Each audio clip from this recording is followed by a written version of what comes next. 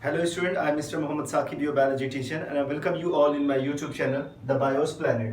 तो स्टूडेंट आज हम जो बात करने वाले हैं वो क्लास नाइन्थ के NCERT बायोलॉजी वाला जो पार्ट है हम उसके बारे में बात करेंगे। हमने इसमें अभी तक 2 लेक्चर ऑलरेडी देख लिया है जिसमें मैंने आपको बताया था डिस्कवरी ऑफ द सेल और सेल थ्योरी के बारे में। तो पहले वाले में हमने डिस्कवरी ऑफ द सेल के बारे में देखा, फिर हमने थ्योरी ऑफ द सेल के बारे में देखा। आज हम देखने जा रहे हैं सेल के बारे में। आखिर ये सेल होते क्या है? देखो, सेल को समझने से पहले आपको एक छोटी सी एक्टिविटी करनी पड़ेगी और आपकी बुक में दी भी है वो उस एक्टिविटी के बारे में। तो आप एनिमल सेल और प्लांट सेल शायद तो दोनों को ऑब्जर्व कर सकते हैं, इन रियल में आप उनको देख सकते हैं। तो उसके लिए आपके स्कूल में आप के जो लेबोरेटरी है, आपके जो लैब है, उसमें आप जाएं, वहाँ पे 2 एक्सपेरिमेंट कर लें, एक ऑनियन पील का और एक चीक सेल का आप एक्सपेरिमेंट करेंगे तो वो दोनों चीज़ें आपको साफ दिख जाएंगी, दोनों सेल जो है वो साफ दिख जाएगी। मैं भी आजकल सारे स्कूल कॉलेजेस जो जितने हैं सारे हैं बंद चल रहे हैं और जो पेंडेमिक का दौर चल रहा है, आप लोग दुआ करें कि जल्दी जल्दी ये सारी चीज़ें ख़त्म हो जाए और लाइफ जो है वो नॉर्मल तरीके से चलना शुरू कर दे।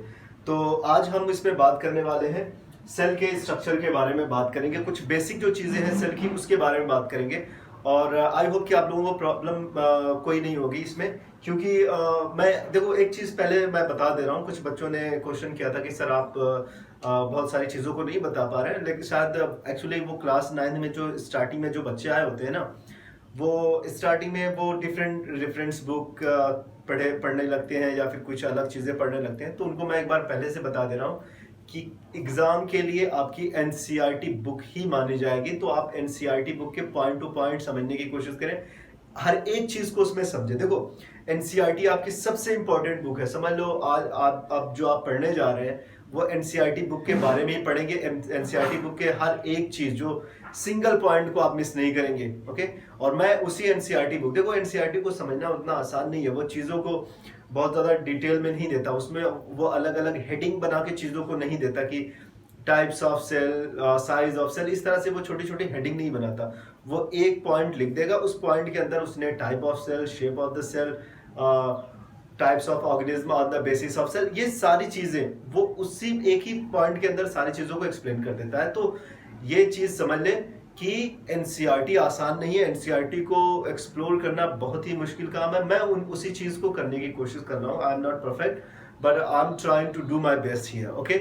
और अगर आपको कहीं भी प्रॉब्लम है तो आप कमेंट बॉक्स में ज़रूर लिख के बता दें। तो चलो आज हम इसको समझने की कोशिश करते हैं, सेल के को समझने की कोशिश करते हैं। देखो, मैंने क्या कहा, हमने एक माना कि हमने एक एक्सपेरिमेंट किया ऑनियन पील का। हमने ऑनियन पील लिया, ओके। हमने ऑनियन पील, जब आप ऑनियन को लेंगे तो उसमें ऑनियन में स्टेम तो आपको दिखती नहीं है, बीच में एकदम रिड्यूस स्टेम होती है। आप लीफ जैसी कवर हो, उसमें ढेर सारे होते हैं। आप उन लीफ को हटाते चले जाओ, वो उधरती हुई चली जाएगी। तो आप क्या करते हैं, जब एक उसमें से एक लीफ जैसे पार्ट को अलग करते हैं और उसके अंदर वाले पार्ट में इस तरीके का पार्ट निकलता है, उसके अंदर वाले पार्ट में एक पतली सी लेयर दिखती है ऑनियन में, तो उसको हम लीफ पील कहते हैं। बाकी जो ऑनियन पूरे इस तरीके से पूरा भरा हुआ ऑनियन होता है, जो स्ट्रक्चर दिखता है, उसको हम बल्ब कहते हैं।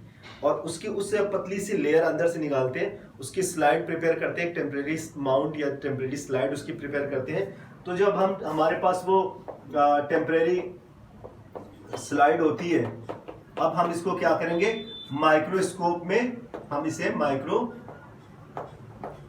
में ऑब्जर्व करेंगे, ओके। हम इसे माइक्रोस्कोप में ऑब्जर्व करेंगे। जब हम इसको माइक्रोस्कोप में ऑब्जर्व करते हैं तो हमें ढेर सारी सेल या फिर ढेर सारे स्ट्रक्चर देखने को मिलते हैं, which are very similar in, जो सारे सिमिलर होते हैं, which are very similar to each other. तो सारे के सारे सिमिलर होते हैं। तो वो स्ट्रक्चर, जो स्ट्रक्चर आपको दिख रहा है, सारे स्ट्रक्चर क्या होते हैं, एक दूसरे से सिमिलर होते हैं, ओके। और यही सिमिलर स्ट्रक्चर, इन्हीं को हम क्या कहते हैं, सेल कहते हैं। अब ये सेल, ढेर सारी सेल आपस में मिलकर क्या बनाती है, हमने ऑनियन लीफ, हमने पील के बारे में बात की। हमने एक छोटी सी पील, बहुत ही स्मॉल, कुछ mm की पील को हमने लिया, हमने उसको मैग्नीफाई किया और हमने देखा कि ढेर सारी इस तरीके के लॉन्गिट्यूडनल सेल दिख रही है। इस तरह से ढेर सारी आपको सेल देखने को मिल रही है, ओके। तो इस तरीके से सेल आपको देखने को मिलेगी। अब ये ही आपकी यूनिट है, यही चीज आपकी क्या है, आपकी यूनिट है। अब ढेर सारी जो सेल होती है ये सारी मिल जाएंगी और क्या प्रोड्यूस करेंगी, पील से ये बल्ब बनाएंगी। बल्ब आपको मैंने बताया बल्ब क्या होता है, बल्ब जो ओनियन का पूरा वाला पार्ट होता है ना, पूरा बड़ा सा गोल सा नीचे बना हुआ होता है, जिसको आप कट करके वो आप सैलेड बनाते हो, है ना, फूड में यूज करते हो, खाना बनाने के टाइम पे आप उसे यूज करते हैं। तो वो जो आपका बल्ब होता है, ये ओनियन जो बल्ब होता है, ये भी किससे बना हुआ है, इसी यूनिट से बना हुआ है, जिसका नाम क्या है, सेल।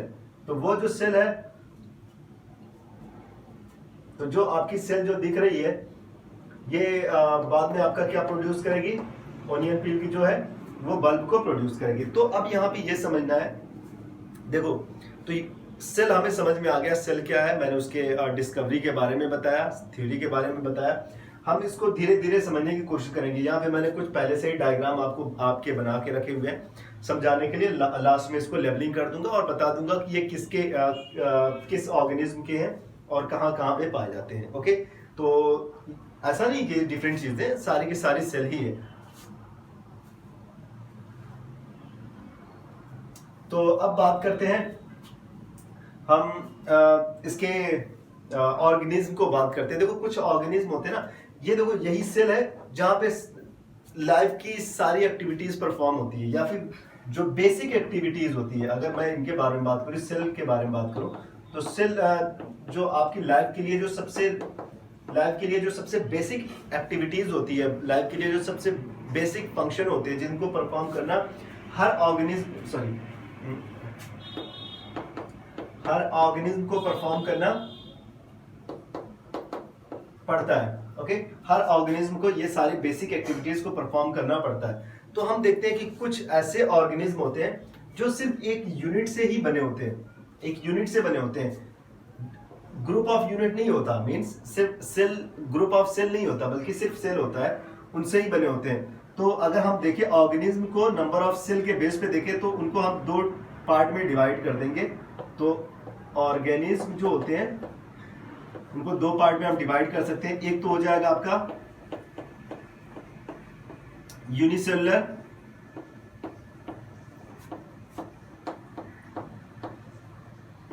ऑर्गेनिज्म, और सेकंड आपका हो जाएगा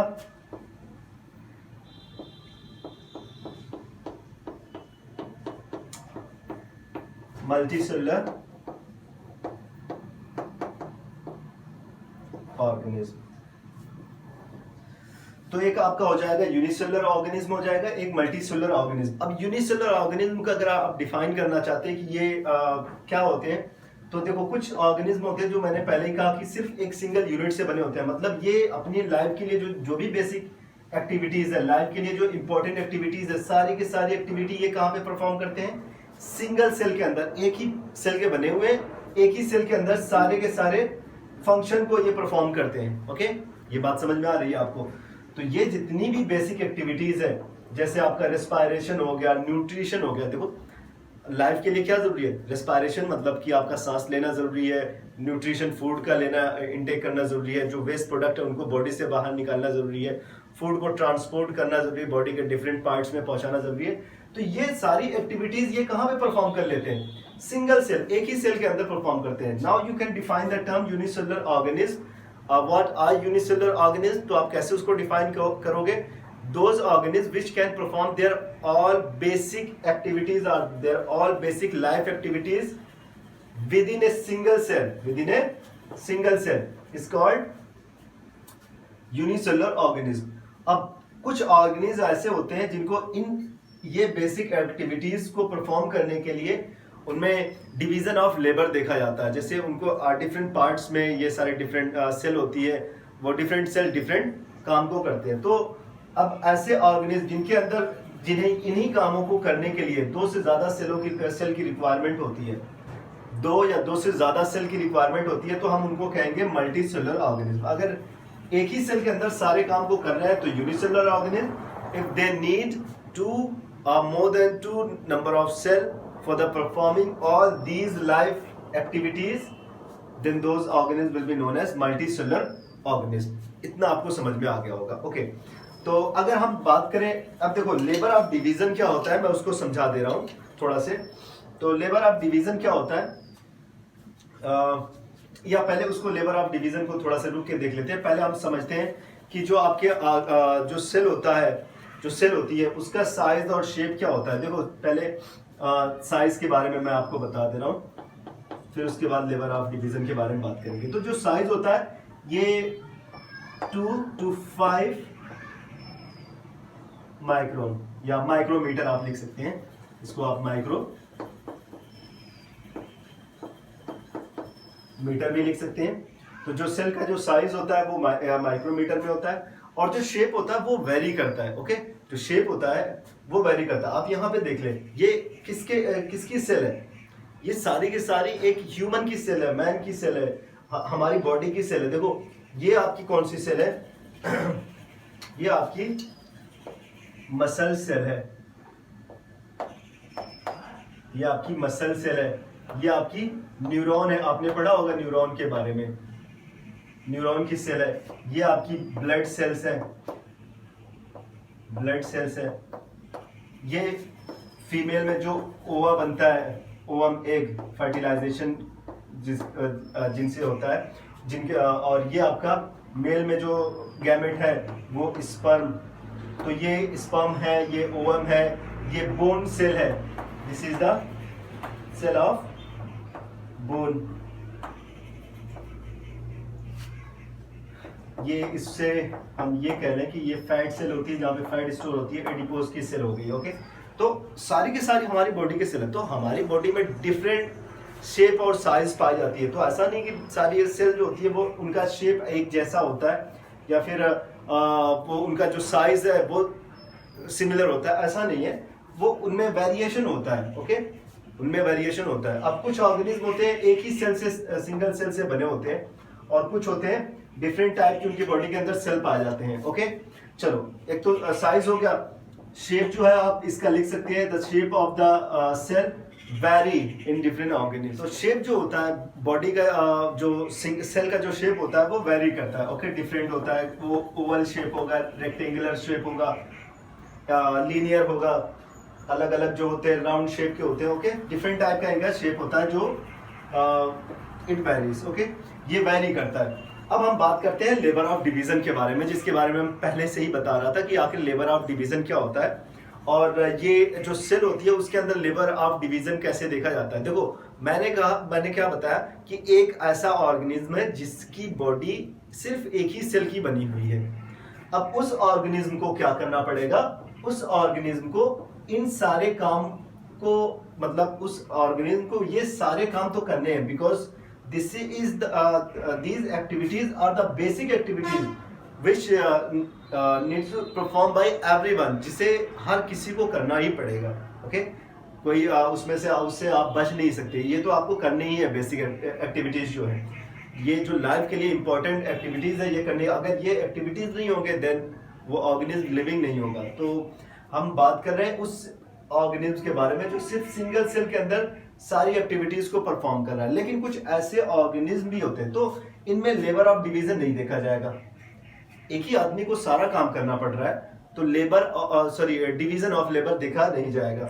अब देखो डिवीजन ऑफ लेबर कहाँ पे देखा जाएगा, जो मल्टी सेलुलर ऑर्गेनिज्म होंगे। ओके, जैसे मैं आपसे कह दूं कि एक घर में, जैसे आपके एक घर है, वहां पे सिर्फ एक आदमी रह रहा है, तो वो आदमी क्या करेगा, उस आदमी को अपना खाना भी बनाना पड़ेगा, उस आदमी को झाड़ू भी लगाना पड़ेगा, कपड़े भी धुलने पड़ेंगे, उसको घर के जितने भी काम हैं सारे काम उसको करने पड़ेंगे। लेकिन होता क्या है ना कि जब एक बड़ी फैमिली होती है जिसमें जैसे अंकल आंटी और जो बुआ, ये सारे लोग एक ही घर में रहते हैं, तो may be 15 to 20% living in the same home, तो एक ही घर, बड़े घर में सारे लोग रहते हैं। तो वहां पे क्या होता है, डिवीजन ऑफ लेबर आप देख सकते हैं। जैसे सुबह होती है, कुछ लोगों का काम होता है कि वो जाके झाड़ू लगाना शुरू कर देते हैं, और जो कुछ लोग होते हैं वो क्या करना शुरू कर देते हैं, वो खाना बनाना शुरू कर देते हैं। तो वहां पे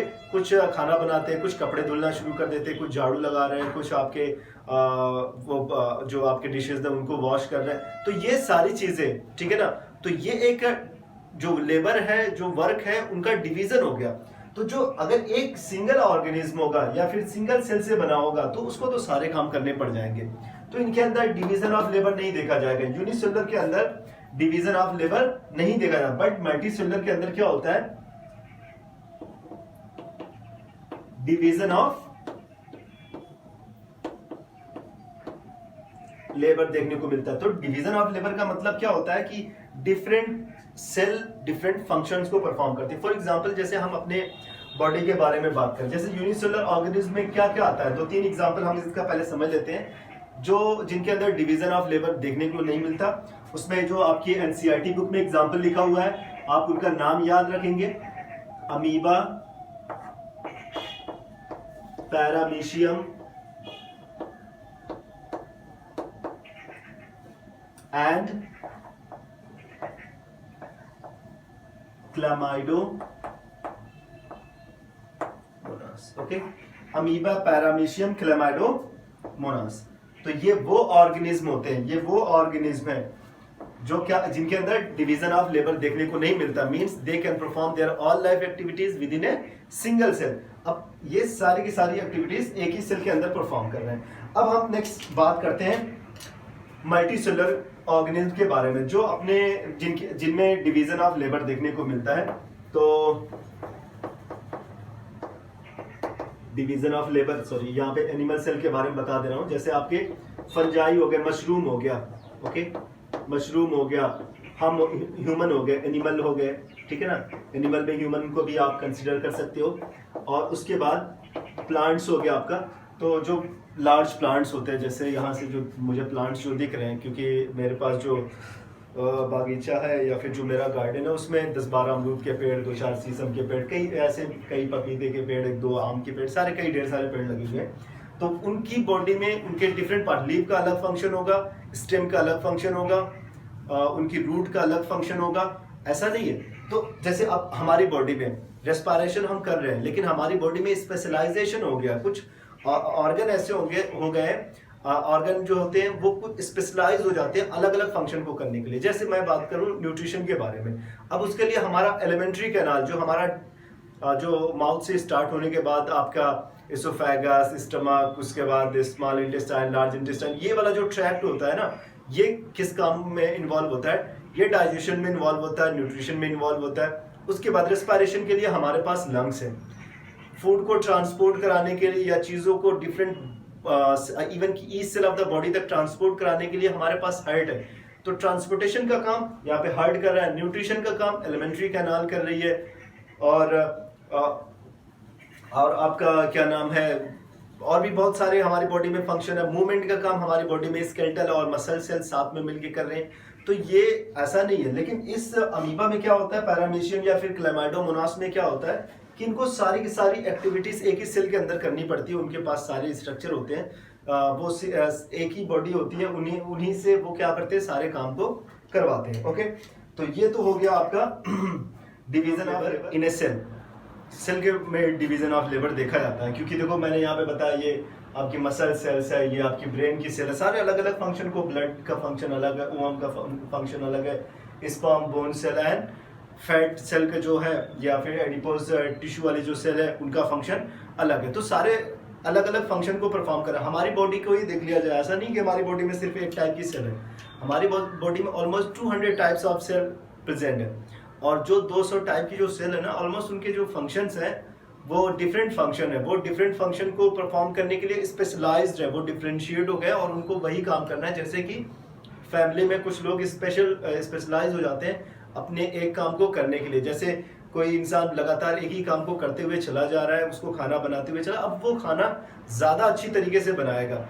और कोई आदमी है जो डिशेस को वॉश कर रहा है, अब वो लगातार वॉश करने की वजह से क्या होता है कि वो अपने काम को बहुत ही अच्छे से करेगा और बहुत तेजी से करेगा, उसकी स्पीड बन जाएगी, ठीक है। तो ये चीज देखी जाती है। अब देखो डिवीजन ऑफ लेबर क्या सिर्फ सेल के लेवल पे देखा जाता है? नहीं, ये विद इन ए सेल के अंदर, मतलब सेल के अंदर भी डिवीजन ऑफ लेबर देखने को मिलता है। तो जो आपका जो डिवीजन ऑफ लेबर है, कामों का जो बंटवारा है विद इन ए सेल भी देखा जाता है। ओके, इवन जो सेल होती है उनके अंदर देखा जाता है। अब देखो सेल के अंदर पाए जाते हैं डिफरेंट ऑर्गेनेल्स, तो उनको हम कहते हैं सेल